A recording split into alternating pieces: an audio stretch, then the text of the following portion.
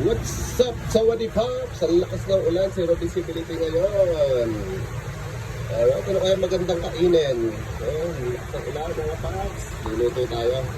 Narito ang maikling kwentong Tagalog tungkol sa almusal na tiyemporado at danggit. Ang almusal ni Lola Nena.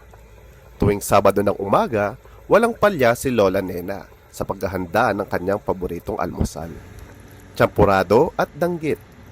Sa maliit nilang bahay sa tabi ng palayan sa Laguna, sumisikat pa lang ang araw ay abala na siya sa kusina. Hinihintay na kumulo ang malapot na tsokolateng bigas sa kaldero. Ang bango ng tableya, sabi niyang inaamoy ang niluto niyang tiyemporado. Nilalagyan niya ito ng kaunting gatas para lalong sumarap. Habang nihintay maluto, tinutustan na niya ang danggit sa maliit na kawali. Kailangan malutong, wika niya sa sarili. Para perfect ang matamis at mainit na tiyemporado.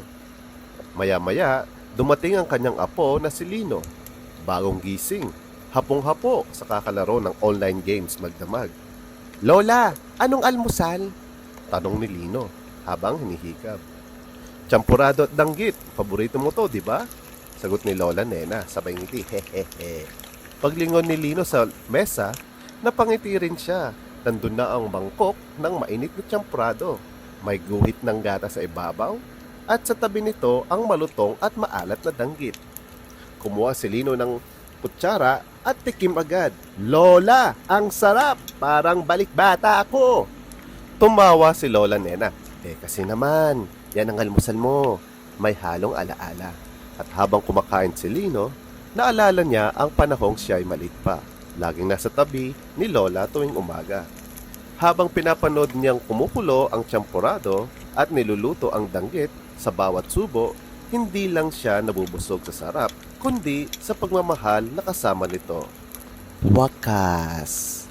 Alright, Sawadee Pops! Yan po ang maikling kwento ng ating tiyemporado at danggit na almusal na luto ni Aling Nena. Lola Nena pala.